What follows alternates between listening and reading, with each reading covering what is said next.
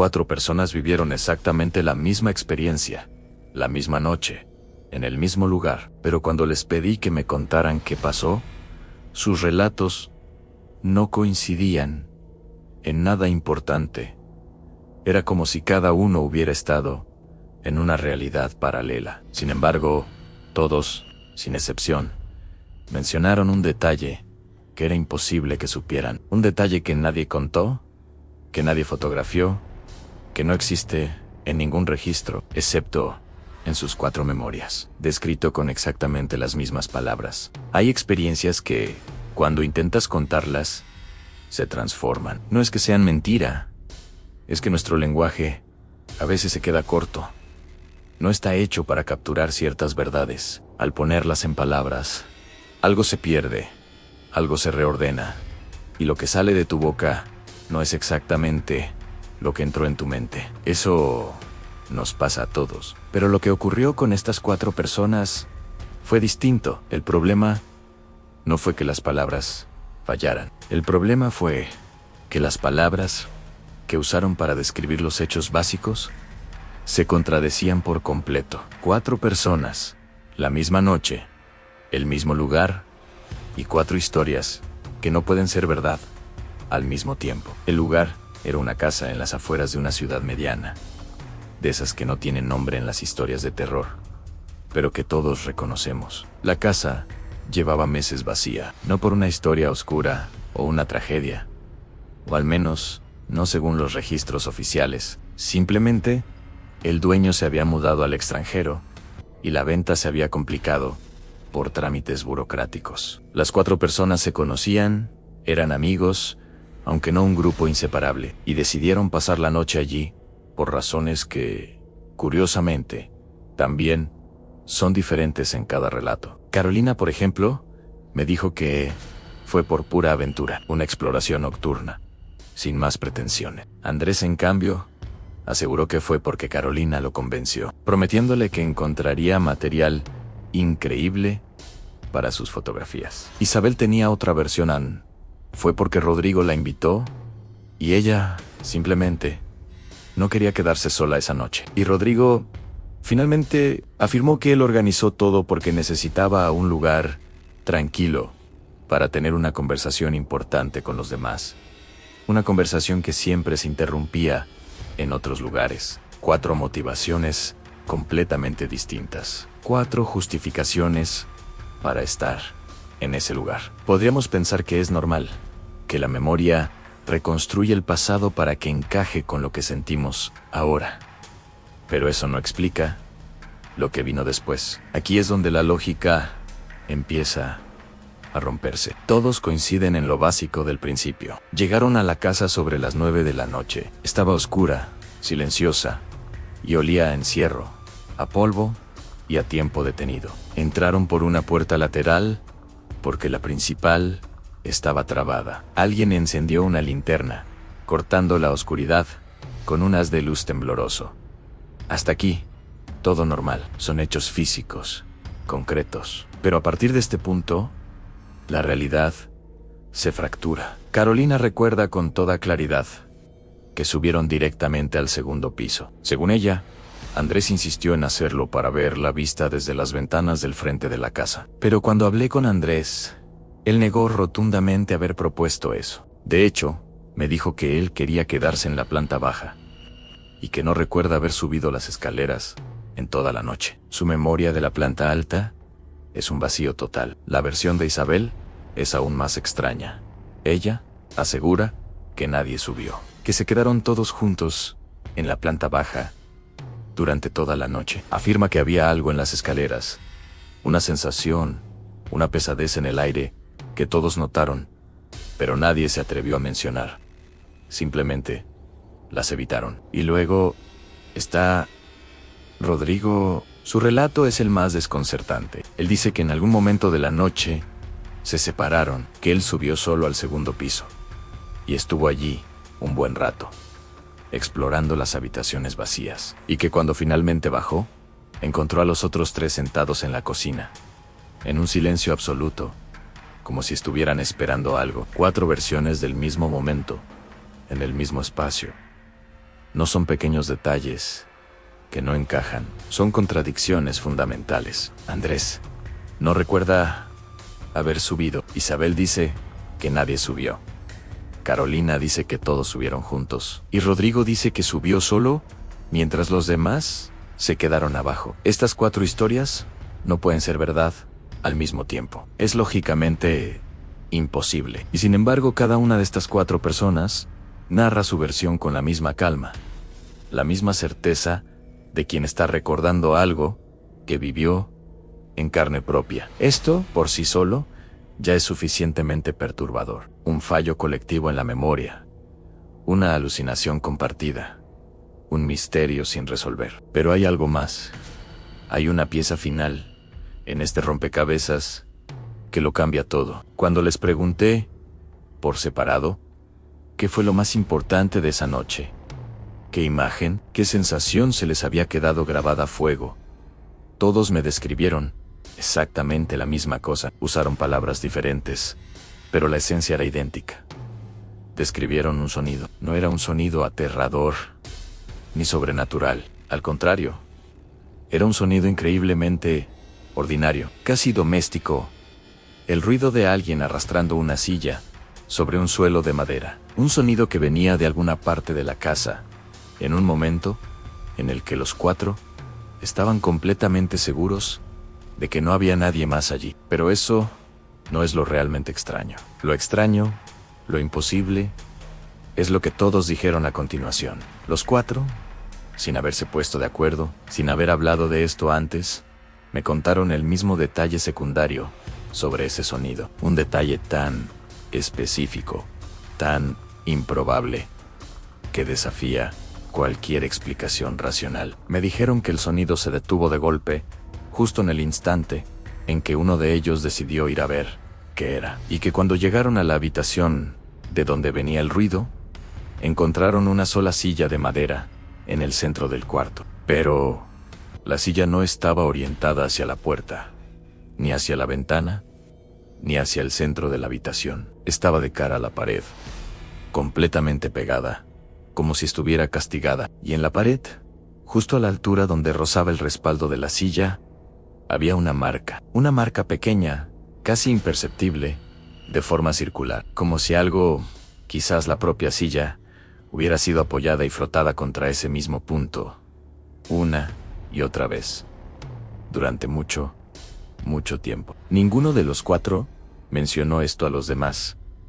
Esa noche no lo discutieron, no se preguntaron qué significaba, simplemente lo vieron, lo registraron en silencio y siguieron adelante, cada uno en su propia versión de la noche. Y ahora, 3 años después, cuando les pregunté por separado, los 4 lo describieron. La silla mirando a la pared en la marca circular, la altura exacta del respaldo. ¿Cómo es posible que sus recuerdos de los hechos más básicos sean tan diferentes, pero su memoria de este detalle, un detalle secreto y nunca compartido, sea idéntica? ¿Qué ocurrió realmente en esa casa? ¿Vivieron 4 experiencias distintas al mismo tiempo? ¿O es que hay lugares y noches donde la realidad se dobla y permite que lo imposible deje una marca circular en la pared que 4 personas recuerdan a la perfección, aunque no recuerden nada más de la misma manera? Tal vez la verdad no está en lo que recordamos juntos, sino en los secretos que compartimos sin saberlo. Gracias por acompañarme en esta historia. Si te gustan los misterios que desafían nuestra percepción de la realidad, no olvides suscribirte y activar las notificaciones. Nos vemos en el próximo video. 3 años es mucho tiempo para recordar un detalle. La memoria no funciona como grabación. Reconstruye, interpola, inventa con buena fe. 2 personas que vivieron el mismo evento y lo cuentan con 3 años de distancia, pueden coincidir en el detalle principal y divergir en todo lo periférico. Aquatar. Eso es normal. Eso está documentado. Eso tiene nombre en la literatura sobre cognición. Pero esto no es eso, porque las coincidencias no están en lo principal.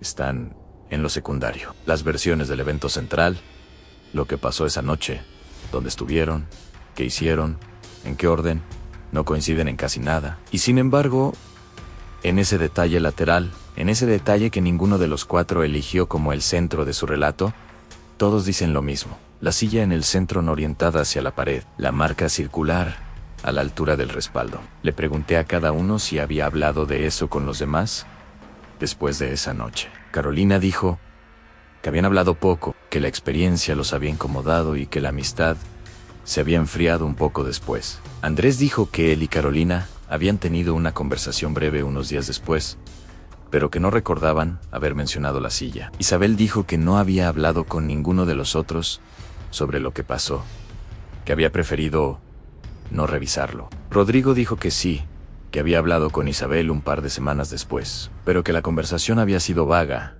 y que no recordaba haber dicho nada específico sobre detalles visuales.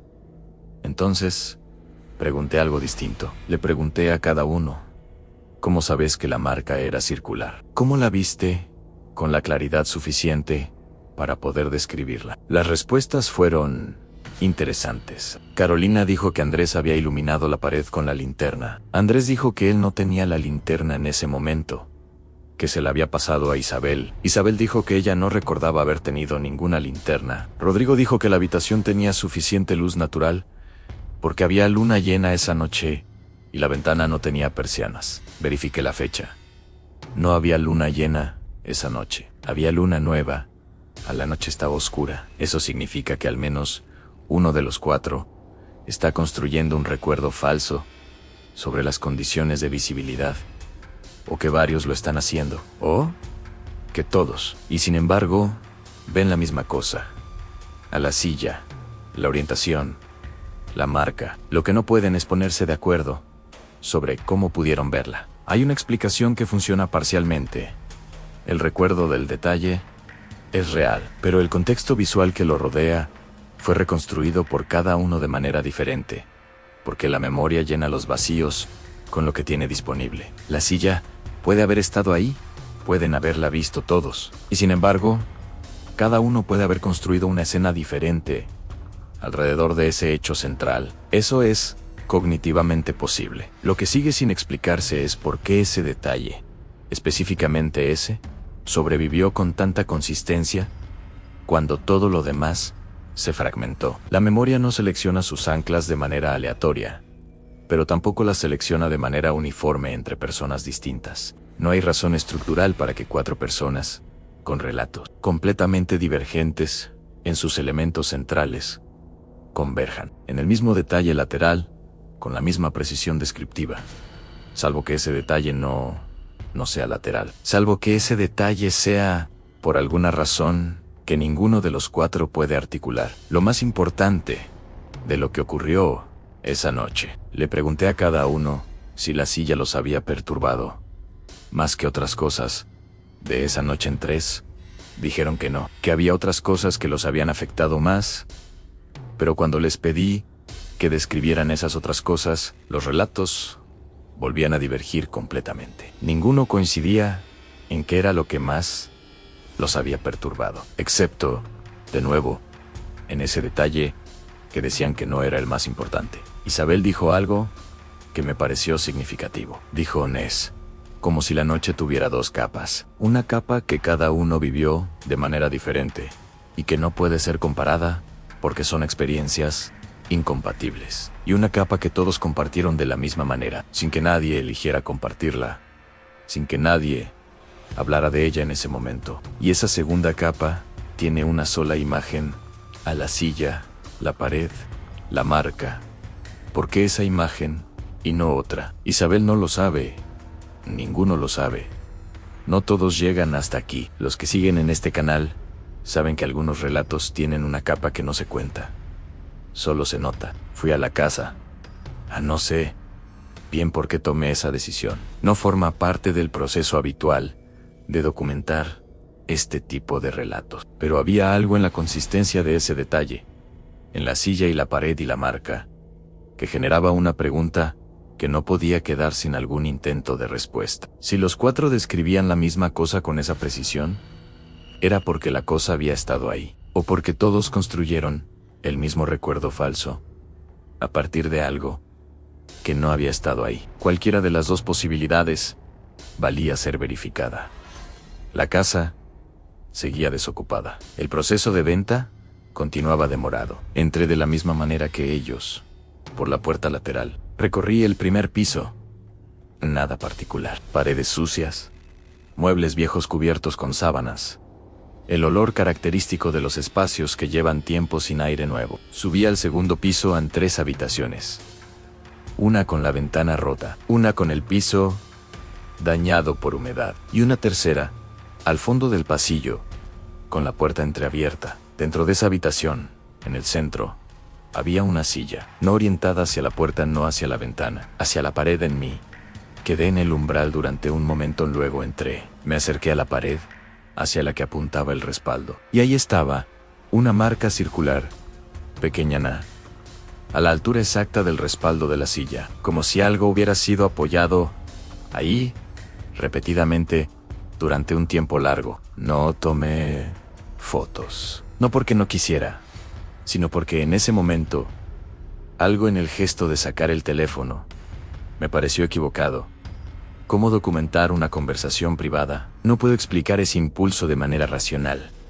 Solo puedo reportarlo. Lo que sí hice fue medir, aproximadamente, el respaldo de la silla.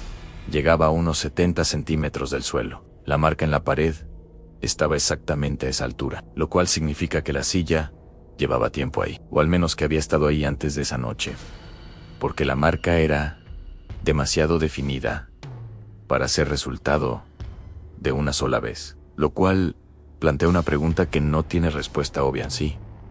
La silla ya estaba así cuando llegaron. Si la marca ya existía, entonces los 4 la vieron exactamente como estaba. No inventaron nada, no coincidieron en una alucinación compartida.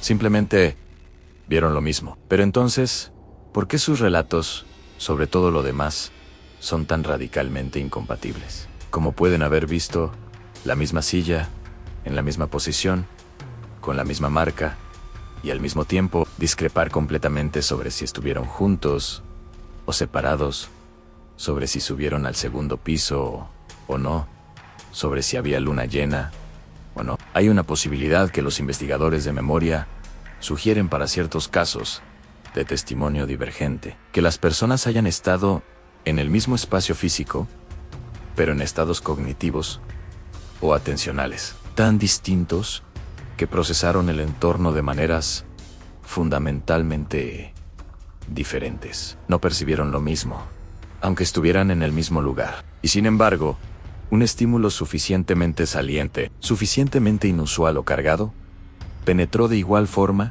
en todas las versiones del procesamiento. La silla orientada hacia la pared sería, en esa lectura, el estímulo saliente, el único punto en que las 4 experiencias subjetivas convergieron. Porque ese detalle era demasiado específico, demasiado fuera de lugar, para no registrarse. Esa explicación es coherente. Es la más parsimoniosa de las disponibles y no cierra del todo. No cierra porque Andrés, cuando le describí lo que había encontrado en la casa, me dijo algo que todavía no he podido incorporar de manera satisfactoria a ningún modelo explicativo. Le dije que había ido, que había encontrado la silla, que la marca estaba ahí.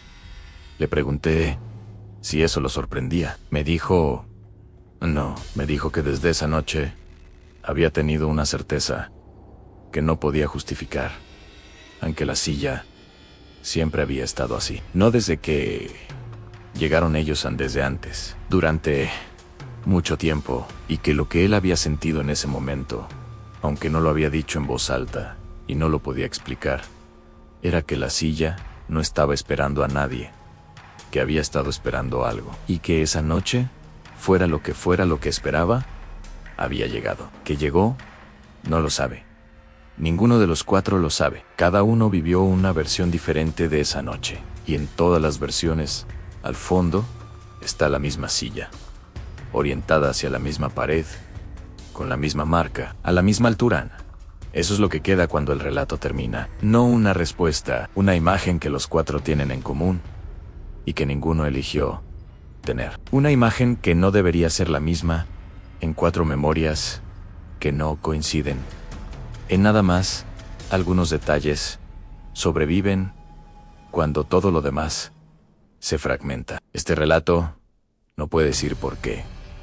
Pocos escuchan hasta aquí. Los que siguen en este canal saben que ciertas imágenes sobreviven cuando todo lo demás se pierde. Esa es la parte que no cierra.